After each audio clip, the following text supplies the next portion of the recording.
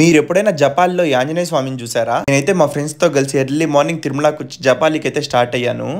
పొద్దున్నే జపాలికి వెళ్ళే రూట్ అయితే భలే ఉంటది. ఆ చెట్ల మధ్యలో పోతా ఉంటే ఇక్కడ రోడ్ కన్స్ట్రక్షన్ కూడా ఏమో జరుగుతా ఉంది. 4-వే వేస్తున్నారు అనుకుంటా. నేను జపాలిలోకి ఎంటర్ అయ్యే టయానికి అక్కడ ఏ వెహికల్స్ లేవు, చాలా ఖాళీగా ఉంది. బైక్ పార్క్ చేసి మనమైతే 1.5 కిలోమీటర్ నడిచి అయితే వెళ్ళాలి. మధ్యలో నాకు అడవి కోళ్ళు కూడా కనిపించాయి. ఇలా గుడికి వెళ్ళేటప్పుడు మధ్యలో రాయి పైన రాయి పెట్టి ఇల్లులు అయితే కట్టారు. ఇది భలే ఉంది కదా, ఆంజనేయ స్వామి రెఫరెన్స్ తో జై శ్రీరామ్ అని రాస్తూ. ఇలా ఎర్లీ మార్నింగ్ పోతుంటే ఇక్కడ చల్లగాలితో భలే ఉనింది. ఇక్కడ ప్రతి ఫోల్ కి ఓం అని శ్రీరామ్ అని జెండాలు అయితే కట్టేశారు. ఇలా అక్కడక్కడ జపాలికి ఎలా పోవాలని బోర్డ్స్ కూడా ఉంటాయి. జపాలిలోకి ఎంటర్ అవ్వగానే శ్రీరాముని నామ కీర్తనలతో మొత్తం ఆ వైపుతోనే ఉంటుంది.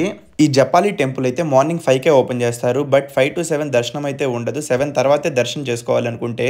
మా ఓడు మాత్రం ఆ ధ్యానంలో మునిగిపోయినాడు అక్కడ ఉన్నంత సేపు. ఈ వీడియోలో కనిపించే స్వామి మీకు తెలుసా? ఈయన పేరు ఓం ప్రకాష్ జీ స్వామి అంట. ఈయన వస్తానే అక్కడ ఉన్న వాళ్ళందరూ వచ్చి కాళ్ళకి మొక్కుకుంటున్నారు.